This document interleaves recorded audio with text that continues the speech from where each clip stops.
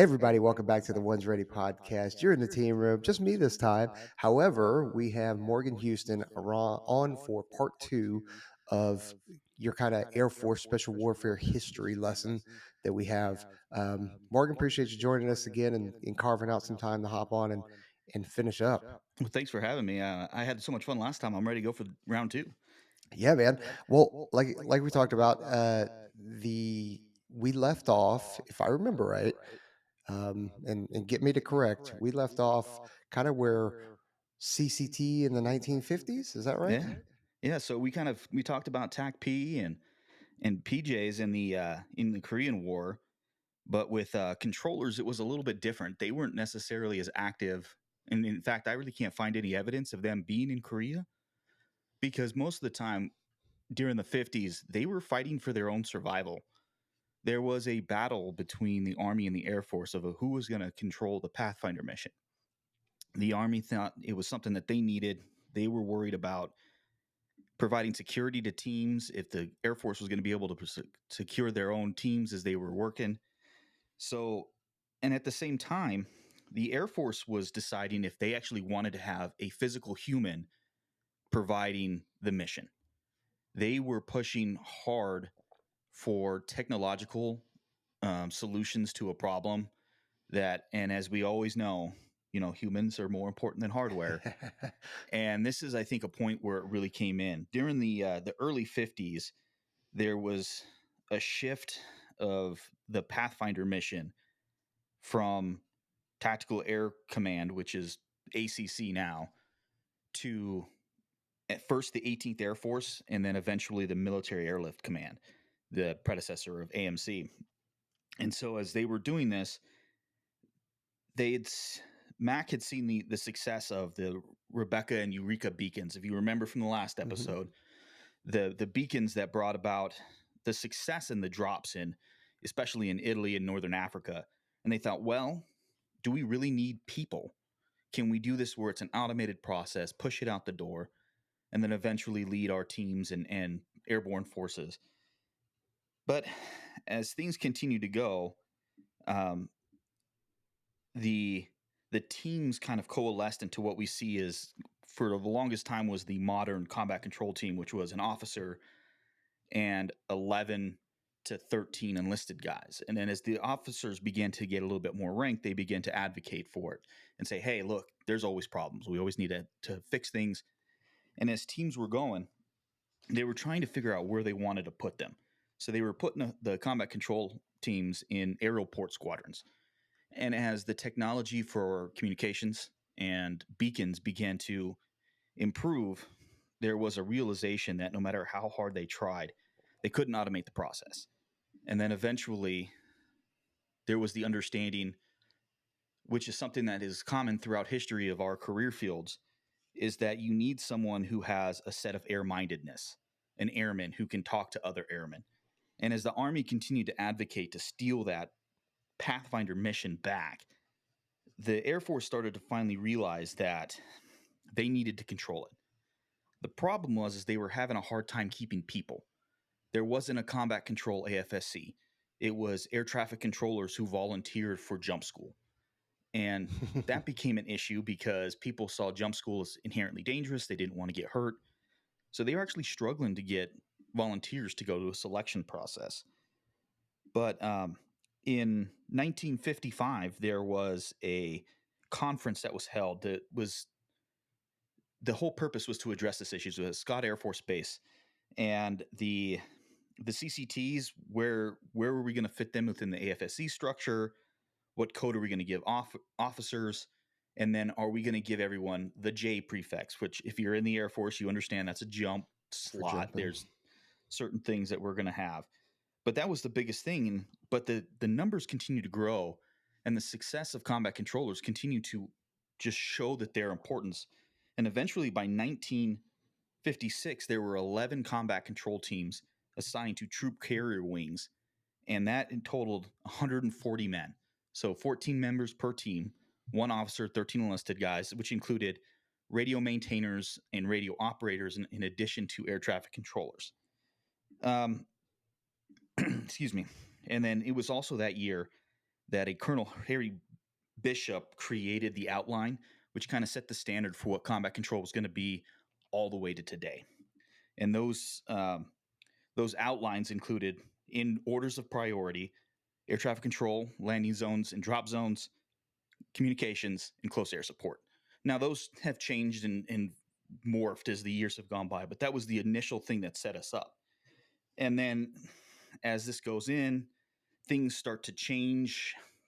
The Air Force changes, numbers change, but the combat Which it controllers always are does. always does. Combat controllers are still trying to figure out where they're going to be.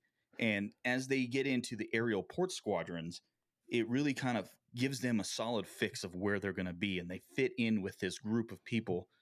And it kind of culturally fits early on in that, aerial port squadrons are all about bringing people and goods into the post, into base, and all of these things. And it kind of is a deployed extension of that.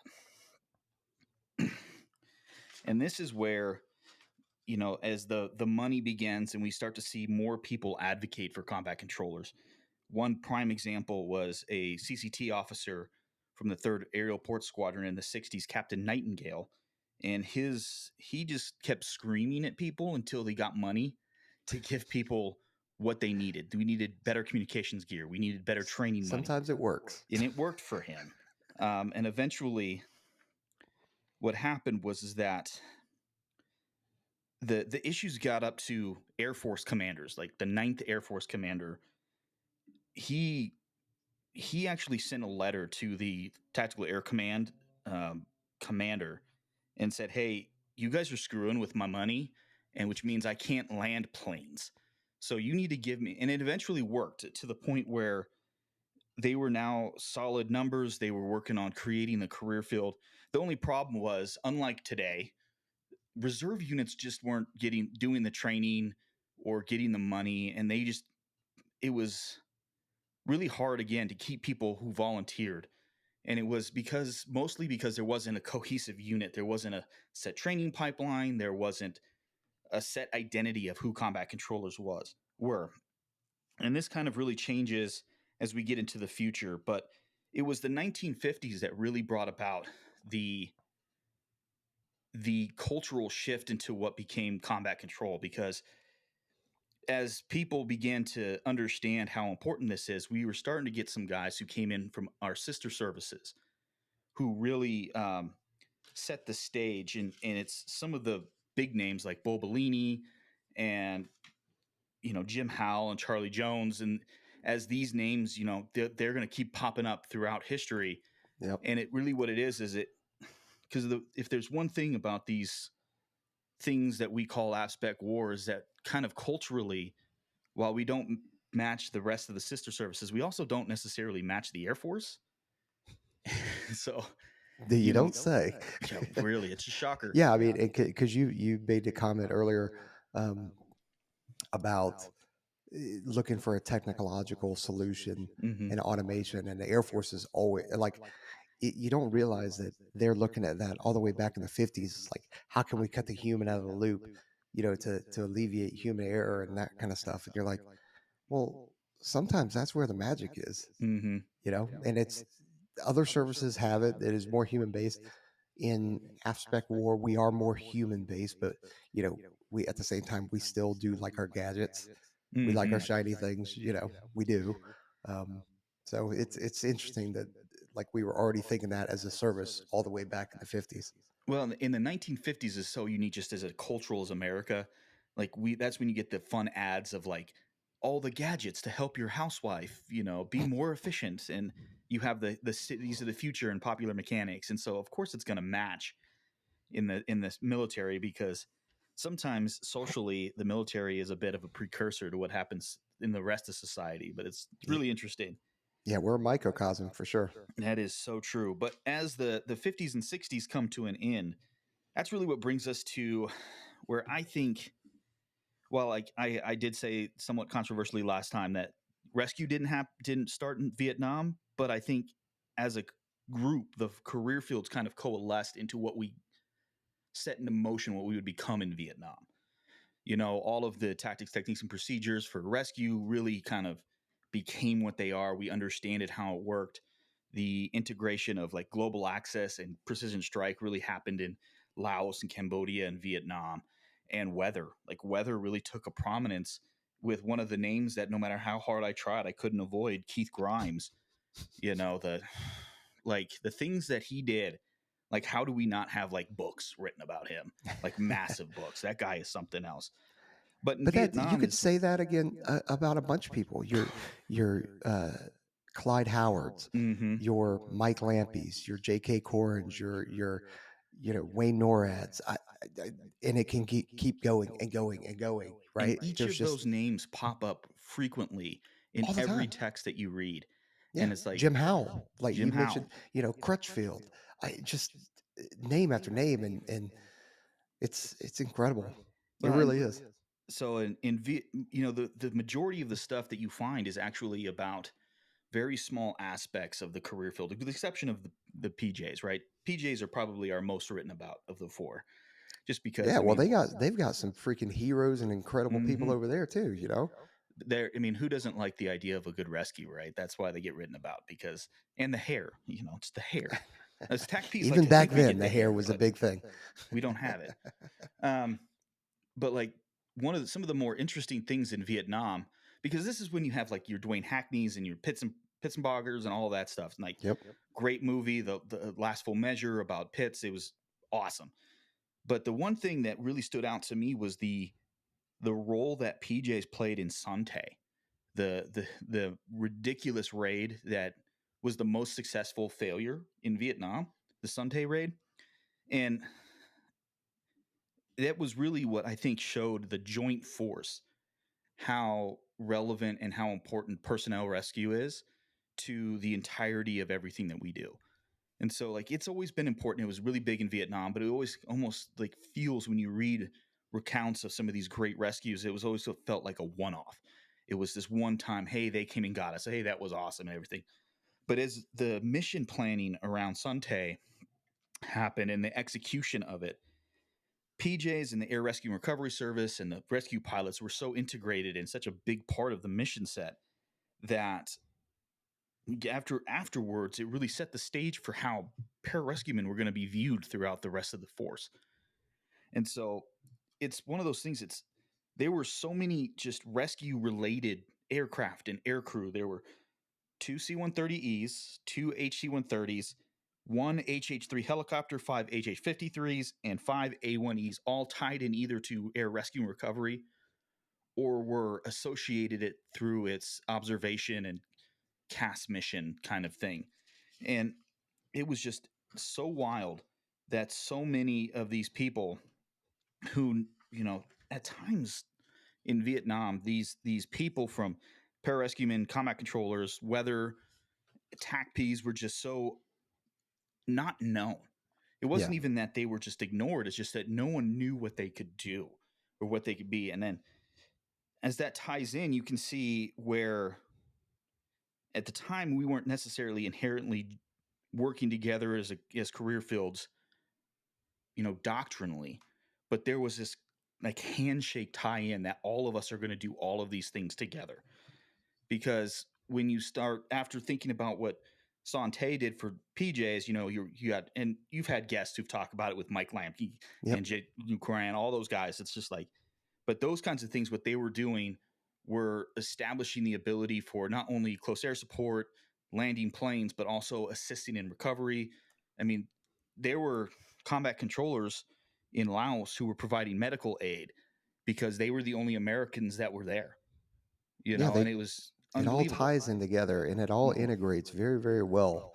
And each of the kind of gaps in the market or the weaker areas, the other career field is able to Mhm. really bolster that.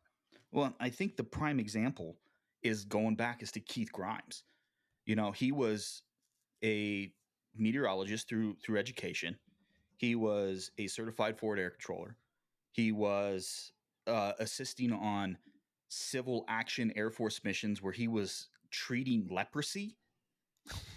I know, like Gosh. the only case that a U.S. military person treated leprosy in all of Southeast Asia during those wars was Keith Grimes after a jump. of all things. Like this dude did everything. Like it was unbelievable. And it just shows how, you know, everyone gets, I think about it when I talk to these kids on the Discord server about how, they want to focus on this one thing. So it's like, no, but we do everything. Yeah. You have to be able to do a little bit of everything. Otherwise, you're just not going to be successful. And it's like, you think about, there was a small airfield in in Thailand where the only people were there were the 6 combat controllers after they had built the airfield. They landed, they set it up, and they had no security. So at night they had to do patrols of 2 Hmm. controllers around just to ensure their security. And it wasn't until they got security forces there with a helicopter that they were able to actually get some decent crew rest so that they weren't an inherent risk to landing airplanes, you know? So Vietnam, I think, was one of these spaces where the ideas of what we want, what we are going to become, really coalesced. You see the global access really being the big thing in Vietnam. Now, granted, the controllers did CAS and they Yeah. were great at it, but really, I think of the 22 silver stars that controllers got in Vietnam, a lot of them were for heroics under fire, still landing aircraft or performing lapse drops or things like that. And it's just like unbelievable that, yep, I'm just going to sit in this hole and I'm going to talk to planes and land them. Oh, there's a mortar round, and it's just like, it Yeah. reminds me of, any guy who's been an early GWAT guy knows what it's like to be on the mic and then hear something going. Yeah. So It's yeah. I it's crazy that you said how many silver stars? 22. So 22 silver stars during Vietnam, and that is this is going to sound like I'm taking away from the folks now Mm-hmm. because I'm not. I'm not taking anything away from the folks now, but and maybe it's just because it was Vietnam and now it was GWAT where people were doing incredible things. So everybody's getting BSMs, everybody's getting Mm-hmm. silver stars, and so maybe it's that, but it does seem like it was in order. Like people are getting awarded correctly now. Back then, imagine what they did back then to get a silver star because that was not a big thing putting in people for medals back No. then at Well, all. and unlike so many others in Vietnam, you're not getting a PJ or a controller who's going to be a draftee, right? So it's just they're there to do the job. I had an old commander who used to say, as a TACP, you're a triple volunteer, right? You volunteered for the Air Force, you volunteered for TACP, and then at the time, not everyone was a jumper, so we were all airborne. So like, there's 3 times, and it's the same thing now through all of these things that you have to do. And like, but no, back then in Vietnam, most of the TACP was non-volled, so it's like they're pulling a pilot out of a cockpit. He doesn't want Yeah. to be there. He wants to be in a cockpit. You're taking radio guys, the old Romads, radio operator, maintainers, and drivers, poor radio maintainers, and like, I'm just going to sit here You have to go do this now. and I'm going to wait. What? I'm going to have to go drive. I'm going to get shot at. What is happening to me right now?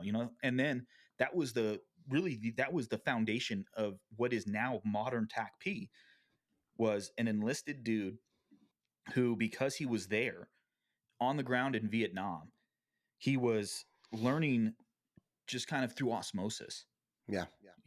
because one of the funniest things I heard was when generals were hearing about controllers, enlisted controllers controlling airstrikes, the direct quote was that he threw a temper tantrum of all time. And so there were going to be times, and you can find kind of like tangential references to it, of TACP teams where the ALO goes down, and then the poor radio maintainer has to get on the mic and just be like, okay, I heard the officer saying this thing. I think this is it. They didn't have techniques, officially written down about how to do a talk on. Yeah. Both controllers and TACP teams were doing these things, figuring them out, exploring them. One of the best examples you see in media was We Were Soldiers, the movie, Yeah. where they have, that was just a great idea, showing them and showing what that looked like. And it's just like that whole TACP thing. And then Yeah. it's just all of this. And it was such a fluid environment. And it's funny, I didn't think about it till I was doing research for all of this, like how we should have, I'm sure some of the the big brains were doing it. But like there was such a correlation between that and what we were doing in early GWAT, right? Like it's not the same, but we can take lessons and we can learn from it and understand how that worked. And it's funny to see how just that keeps turning around and keeps coming back. Oh yeah, yeah. That's a good scene. I know exactly the one you're talking about. Mm-hmm. It really is a good scene, and the kind of learning through it, and also, oh shit, I just messed up, Mm-hmm. like, or maybe he didn't mess up, but maybe he just brought it in too close, and that, I mean, that still happens today. Mm-hmm. Well, we It, have conversations. We have a former 18 Delta in the Discord server, and he yeah, talks about how his group wouldn't take Air Force guys for a while because of a fratricide, and that's part of what, and this kind of goes in with all of the history. We're always having to fight for our place at the table because who thinks about Air Force and what we do? It wasn't until the last 15 years that now you can say, I was a JTAC and the Army knows exactly what they are and they get excited for it. Or I had a dude I knew when I was living in Denver and he was like, oh, yeah, PJ saved my life. Like, without a doubt, PJ saved yeah, my life. And now it's become, and I think it's mostly because of social media. We've gotten better at advertising. But back in Vietnam in the 80s and 90s, reading about Coach Carney having to advocate for where he fits and having to have the MAC commander call General Downing and say, no, if you want my aircraft, you're going to have a controller there with you. yep. Right. And it's just kind of rolling into is that kind of natural It's a segue safety, there. yeah, and it's a safety of flight thing, and that's Mm-hmm. why they're doing it. And man, you bring up Coach Carney. I've had conversations with him on the phone. I am still just trying to, like, I know Weasley sounds bad, but like he's able to friggin' Oh, man. evade the shit out of me. I Like met him it's briefly at combat control school before I washed out there. And just, I shook his hand, didn't have a deep conversation, but I just heard him. And you're just like, and then it's like, that's right as you're learning who these people are. And you're just like, yeah, yeah. oh, So we're trying to get him on the podcast, but Coach it's, is amazing. man, He's an amazing guy. and Howard, so Clyde Howard's son, Tommy Howard, has been hooking me up with, JK Mm-hmm. and several other people, and Coach Carney and Crutchfield. So trying to get trying to get all that scheduled is tough. Yeah. But I mean, as it's to get you. Let's use those names. As we talk Yeah. about it. Vietnam. It's easy to find. It's actually one of the few times that you have no problem trying to find the information about our career fields, except for weather, because those weather guys are sneaky, which is why they do what they do now. Grimes is the big one, but he still continues to play a role. But it was after Vietnam when, as times slowly changed, and there was a shift in focus from kind of the big aspect of the Cold War. We're going to have these massive fights to this counterterrorism thing, which we know now, but they didn't really understand. That's when the example that Forrest Marion, who is the writer of Brothers in Berets, which is kind of the history of combat control slash special tactics, he uses I always get it wrong. Entebbe, the, it was the hijacking of a plane where they were in, and the Israeli IDF rescued them, and that was kind of the issue in 1977, which is a really big year for a lot of things. Hmm. And that's when there was the discussion from the Joint Chiefs of Staff about to Charlie Beckworth about, hey, we need this counterterrorism thing. Why don't we have anything like the SAS? And he goes, well, I've been trying. And then because of that, you have the commanders of MAC and the chief of staff of the Air Force going, well, what do we have? And that's when Keith Grimes says, hey, coach, you want to take over something? You want to do something kind of cool? And for the reason, so everyone knows, the reason coach was called coach is football tied in through all his time. He was an assistant football coach at the Air Force Academy, and he just kind of tied that in. And then they eventually came up in the 70s and 80s with something called Brand X. And Brand X was a small team of, at first, guys elsewhere in aerial port squadrons and detachments everywhere. And it was just coach. And he'd be like, I need you, I need you, I need you. We're going to do a thing, which caused some issues. It was really hard early on in these days. combat control still wasn't technically a soft force. It was a conventional force. And Jays weren't tied in with it. They were in rescue squadrons. TACPs were not official until late in 1977 was the creation of the career field. So it was like we were all disjointed and everything. And then Colonel Grimes said, Coach, who was a young captain at the time, we need to figure this thing out.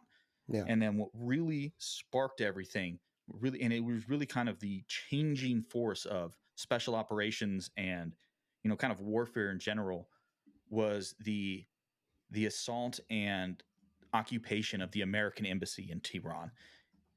And as everyone's trying to get validated as a counterterrorism force, the Rangers, the those counterterrorism units in North Carolina, the planning had to start happening, and they had to validate and create these units.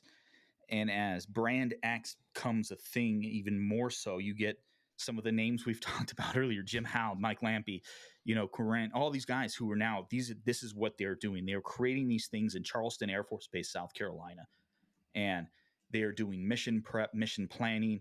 Coach goes into Iran by himself and sets up a box in one, and he like You in a Cessna. I don't think people understand just how, like, I got a little dirt bike. I'm going to take Yep. some soil samples and I'm going to put some lights in the ground that we may use, we may not. Like coach had some big brass ones on him, Yeah. It is just like how, and he's just like nothing else, right? And this is when they're split into teams. They've got a north and south airfield. There is plenty have been written about Desert One and Operation Yeah. Eagle Claw. If you want to check it out, it's super easy. But the the the parts that the combat controllers played in that was just spectacular. You had Mike Lampy on the ground, Jim Howell on the ground, a bunch of other names, and it's unbelievable to see that just within the space of like 2 or 3 years, it went from Ranger battalion commanders saying, "I don't want any of these controllers anywhere near me," because at the time they didn't have good tactics. They weren't physically fit. They just weren't these things. Into coach taking a couple of guys and then setting the standard. And what usually happens is that from these units, the things filter down, Trickle down. Yeah. and then they continue to train. And unfortunately, Desert One was a failure, but in a different way. The controllers really didn't have anything to do with the failure aspect. Their planning went very well. They did exactly what they were supposed to do, It, and yeah, you're right. The operation, sorry, the operation was a failure, yes, but I mean that is what kind of was the impetus to the creation of SOCOM with the mm-hmm. Goldwater Nichols Act in 87. '86, and then SOCOM established in '87 to bring Mm-hmm. everybody under one umbrella. I mean, that's so yeah, failure, I guess, silver lining there. Well, it's usually, as we always say, I mean, you guys have said it on this podcast so many times. It's like we learn more from failure than we do from success, Oh yeah, you know. And that was a definitely case of the bureaucracy moving in a way that you normally don't see. Like from 79 to 86 and 87 is pretty big turnaround for national level speed. yeah. And at this time, during all of that, as the controllers are doing this thing and PJs are still doing PJ things. There's not a lot that they were talking about. But like the big thing I know for my career field was 1977. We have the creation of the TACP career field. It was at the time the Tactical Air Command and Control Specialist. Really weird, but it was really just this idea of we're going to take these guys. We can no longer keep picking guys out of radio maintainers. They just don't have the skill set. They have to defend themselves. They have to do all of these things. And this is where I love doing history, where I like being a historian, is as I look at the history and compare between combat controllers and TACPs, I see us offset. Like we see a lot of the things in the TACP career field that the controllers have gone through. Yeah. Those things that y'all have gone through to struggle to get to where you're at, we're going through just at, 30 years later, 20 years later. And that's why I love like the fact that we are all kind of together now under this whole aspect war umbrella, because I know we can learn a lot from y'all. And there's a lot of things that I think you guys can Hmm. learn from us as well. Oh yeah. We've got that conventional side that's a little bit different than the rest of you guys, you know. But I think, as we see that, then we see some of these major small, it's really just funny to say, these major small events that happen 1983, we see Grenada, right? That's where we have, again, some successes, some failures. We have that, horrendous jump where a bunch of Navy SEALs died. They were drowned. None of the controllers, all of the controllers survived, so that wasn't a big issue. But you have this, it was to the point now where your joint special operations commander was like, no, we need to have controllers here on this airfield at Points Linus so that we can see and we can land guys and we get the Marines in and we can do these things. And it's so interesting to see how in such short spans of time, because of our adaptability, because of our ability to operate small, just to be, I don't care about rank, I'm a young A1C, I'm going to tell you, sir, this is how this works, and it's just, it ingratiated us into the ability to be integrated in important assets. And Grenada, we were able to rescue the Americans there, get them out of the that was the main aspect, rescue Americans, fight Cubans, all these great things. And then as our culture within the military is changing, the idea of special operations forces, as we said in 96, the Goldwater Nichols Act created US SOCOM, which also created the sister services special operations commands as well as joint special operations command. And this is when the separation begins to disappear of the four career fields. In October 1987, the combat control squadrons are no longer so. Yep. We had I got to remember all the numbers. The 17th 21st, the 1722nd, the 1723rd, and the 1724th Yep. combat control squadrons. And then they get shifted around, they get changed. And this is really where Coach Carney, I think, really does his thing. He says, no, I don't want to just have combat controllers anymore. I need PJs. I need SAUTs. And he brings and coalesces everyone together under the 1720th Special Tactics Group. And then eventually the ones drop, the sevens drop from the squadrons, and you have the 2-1, the 2-2, 2-3. And then as all of this is happening, you also have the creation of Joint Special Operations Command, and you have the 2-4, which for those of us everyone knows, that's the shining beacon on the hill that everyone aspires to. Well, not everyone, most, but it's these times as times go about. Coach Carney was the first group commander, which we didn't have a wing at the time. We're starting to shift from, at the time, for on the conventional side, we have the tactical air control squadrons are shifting to air support operations squadrons. We are creating more people. At this time in the 80s is that we see the advent of the ETAC, the Enlisted Terminal Attack Controller, Yep. which also I think is really important for the way that shifts and shapes our future, because they realize, the Air Force does, that, hey, we spend a ton of money on these pilots to be pilots. And we have so many that we're not able to provide the support that the Army needs. And as the continuing trend throughout the basis of Air Force Special Warfare, the Army wants to take it back. The only thing they never want to take is PR, right? They never want that. They never want it. They like, nope. But they want their own controllers. They want their own TACPs. They even want their own weather guys. And it's just like, it's one of those things that we constantly have to fight to maintain our control of what really, in essence, should be ours, right? There is a level of necessity in having someone who has that Air Force mindset. We always joke in the TACP world that we're too blue for the Army, but too green for the Air Force.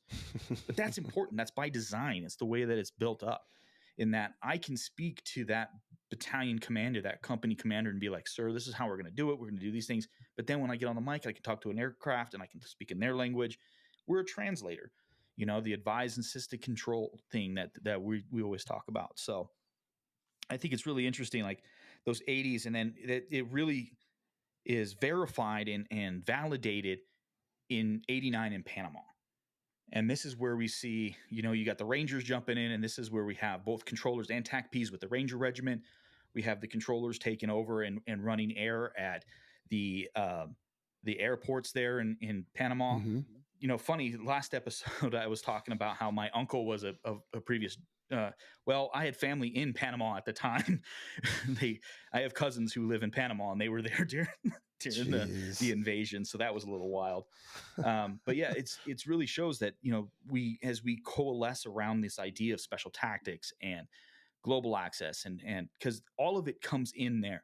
You have your weather guys doing weather things, and then you have your controllers assessing and surveying and controlling air, and then you have your JSOC guys doing JSOC things with Air Force JSOC guys, and then you have TACPs doing conventional things with the 82nd and the regiment, and all of these things are coalescing with each other. And it just continues on into the 90s, where we have Desert Storm or Desert Shield and Desert Storm, and you have, at this point, the fullness of being a soft community with CCT and PJ really kind of comes in as we're getting attached and tied into SF teams who are doing scud hunting, as we are doing the invasion. Like, all of these things get tied in, and you have the TACPs with the conventional forces, 101st, 82nd, all of the armored divisions. And as it ties in, it really does. It just, you see it as it's the hindsight is 2020. You can see it, and you can see these kernels of how we're going to become and how we're going to fight these next wars. Now, granted, it's easy to look back because it's already Yeah. happened, but like, you can see how the world is going to shape in our little small world of things. And Desert Storm really is, I mean, one, it was kind of the first conventional fight that had been fought since World War II, because it was force on force, armor on armor. It wasn't as big as, say, like the invasion of Iraq in '03, but like, you're seeing some of these things that we haven't really done in a while, because Korea was, well, it was Korea. It was a Yeah. UN fight. It was kind of insurgency. It kind of wasn't. But then Vietnam was purely jungle. We had the Jungle Gym program. Coin was kind of created there. And so it's like, oh, counterinsurgency. Sorry, guys, I went full on acronym there. Yeah, But yeah. then, We're guilty of that too. oh yeah. But then you think about it too, like, the first strike was a joint mission between Apaches with air cover from Air Force aircraft, and then you have guys controlling air, like the luminaries of younger stuff, and then, oh man, there was so much there in those. It's pretty awesome to see it. It's like, as it turns in, and then as I'm kind of trying to get to we have the Balkan Wars. If I know, this is one that probably a lot of the young guys don't know about. We have Kosovo and Bosnia, and this is, I think, where the controller ETAC slash JTAC really made their bones. Because you're doing a lot of controlling, and it really was controllers. It wasn't TACPs as much. There were some there, that we were still doing the soft TACP thing, but it just wasn't as what it is now. Yeah, You but know, those, not to downplay that, but that was not as robust of an operation Mm-mm. as your Afghanistan, Iraq kind of thing. Like, it was very Mm. surgical. But I think that's really where the bread and butter of what a JTAC was going to be came from, Hmm. because the lessons learned from Bosnia and Kosovo were ones that we instantly implemented after 9/11. Because how do we use these munitions in a tight, confined space of an urban environment?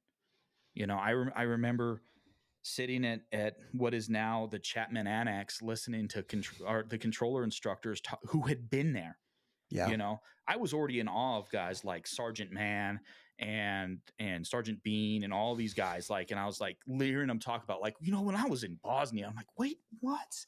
Well, You yeah. I know? mean, because Chief Bean, he was one of the dudes that was on General Goldfein's Mm-hmm. rescue.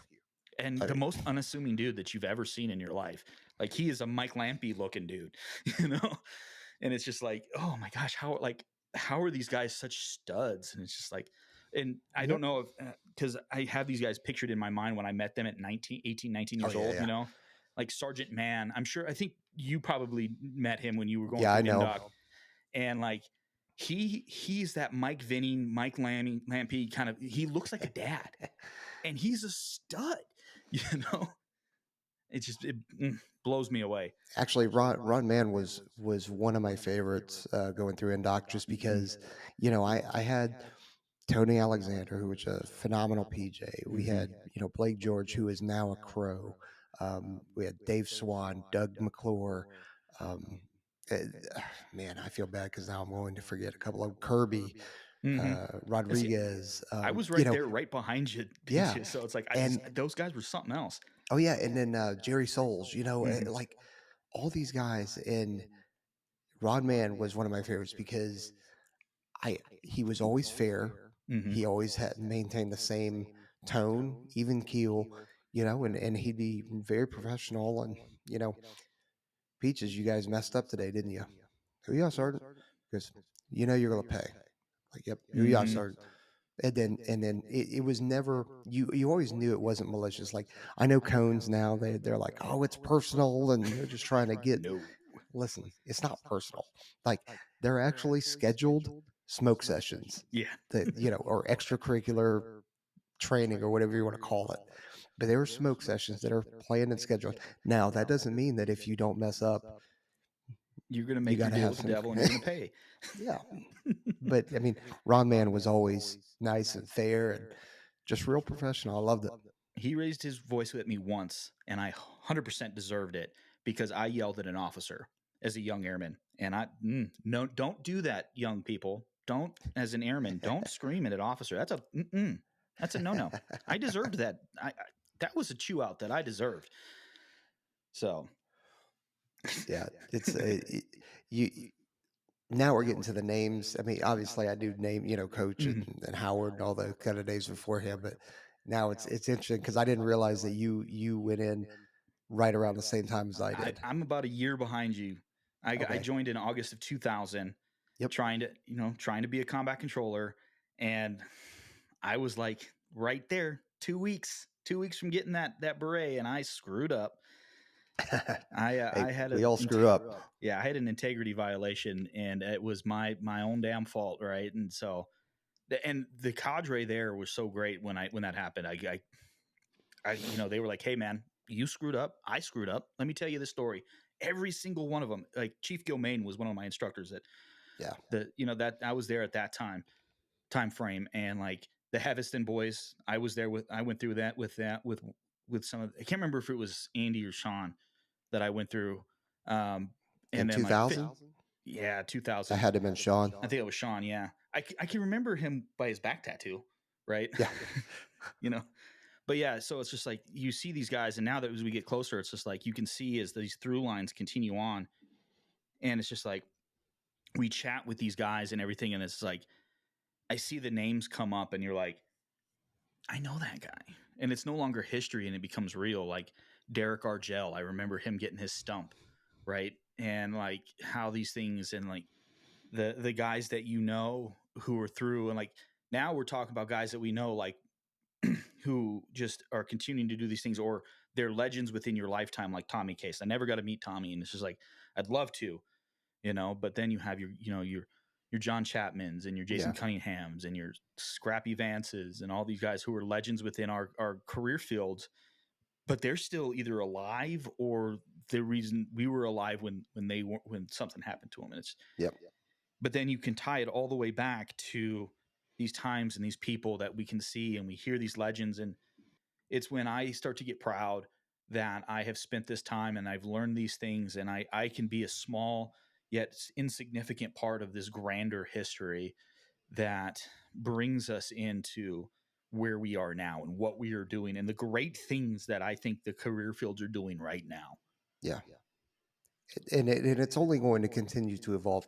Like you made a good comment earlier about, hey, it's easy to look back in hindsight and go, okay, well, we made these decisions, we Mhm. navigated this kind of operation, and we inserted ourselves in certain areas and saw the importance of it. But maybe we did. Maybe guys like Mike Lampy and Coach Carney, and not take it away from them, of course, Of because course. yeah, they probably did have a vision or an idea what it needed to be, but uh, there's a good chance that a lot of them just kind of worked out and fell Mhm. and went that direction too, because there's only you can only guess so much of what's going to be needed. It's kind of like us now. Mhm. People are upset because we're not I mean, yes, we are actively engaged in some operations, but can't talk about it here. But Mhm. your big operations. Uh, Iraq, Afghanistan, stuff like that is gone. Um, we are still doing things.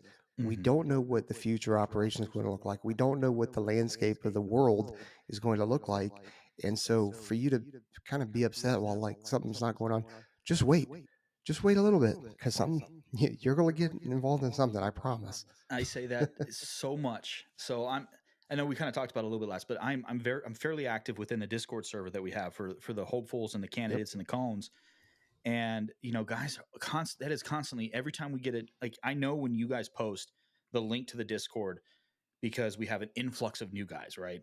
And it's the same question, like similar questions to what you guys have that you are like despise answering the same thing. It's like, am I going to see combat? Well, what do we do now that we are no longer at war? It's like, bro, wait.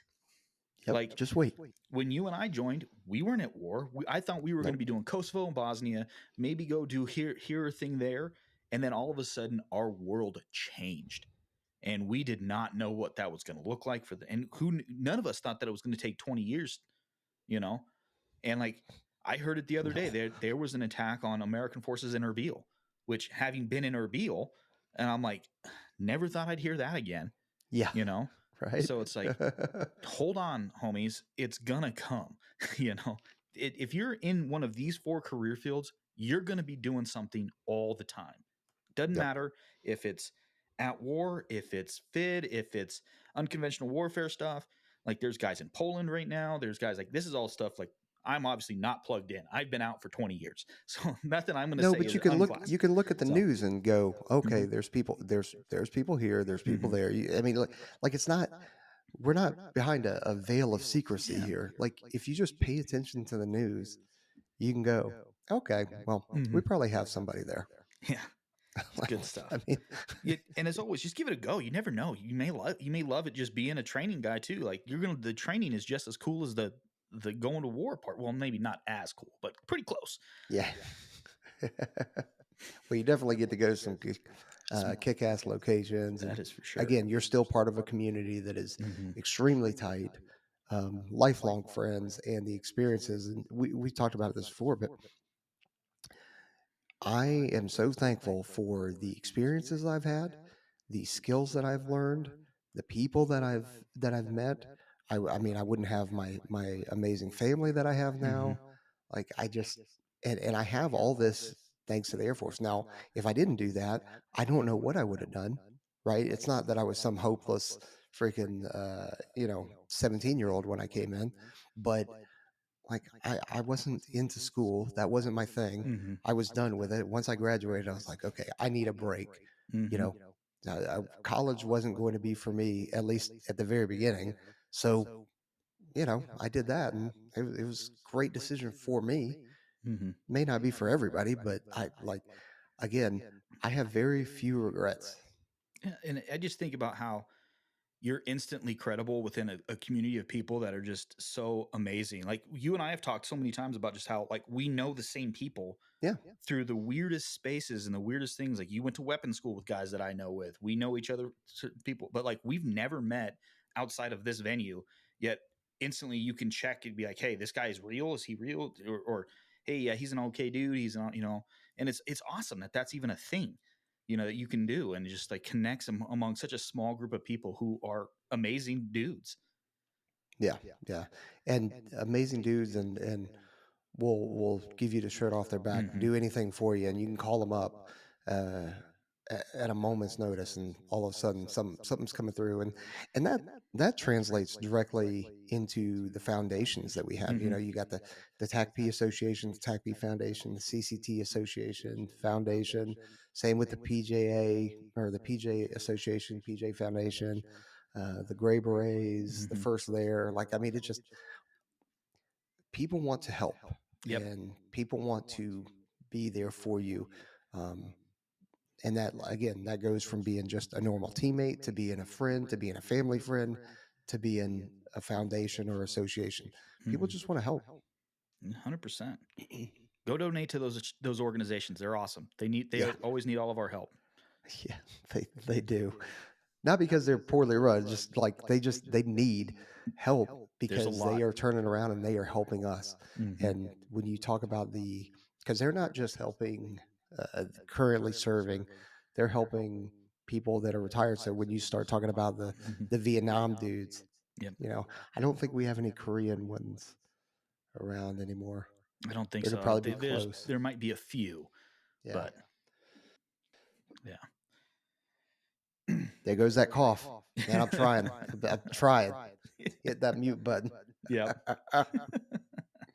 Well, what else you got in terms of history? I mean, I know we haven't really touched into the GWAT thing, but I Well, mean, there's so much there that I there's don't so much know. there, and honestly, you guys have done such a great job of talking to the people who were there. You know, it was just, and we really, it's not, as a historian, it's really hard to go back and say that because there's not enough distance for us to be objective. Yeah, Like, I can't really touch on it as a historian. One, I was there.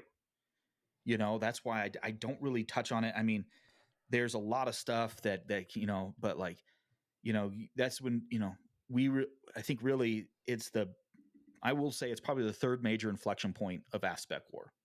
I think World War II, Vietnam, and GWAT are our big points. So that if I'll probably leave it on that.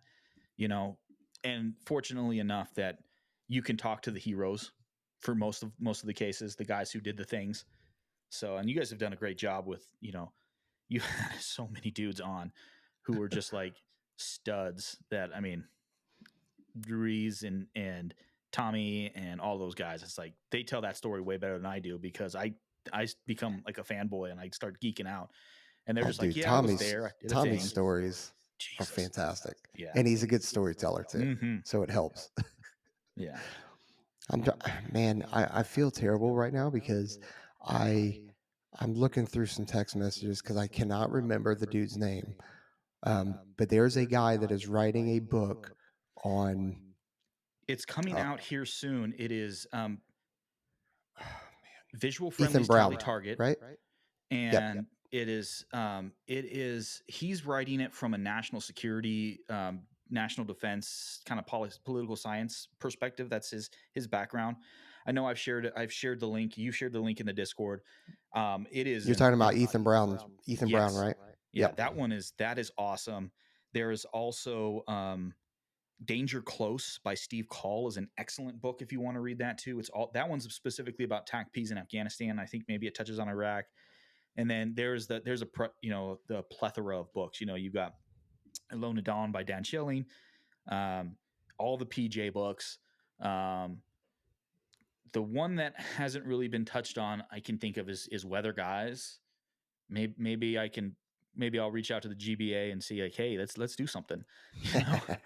So like Yeah. those guys deserve a book. So yeah, Yeah, there's plenty of stuff. there's some really good ones out there. Mm. Yeah, so Visual Friendly's Tally Target by Ethan Brown Mm-hmm. supposed to come out.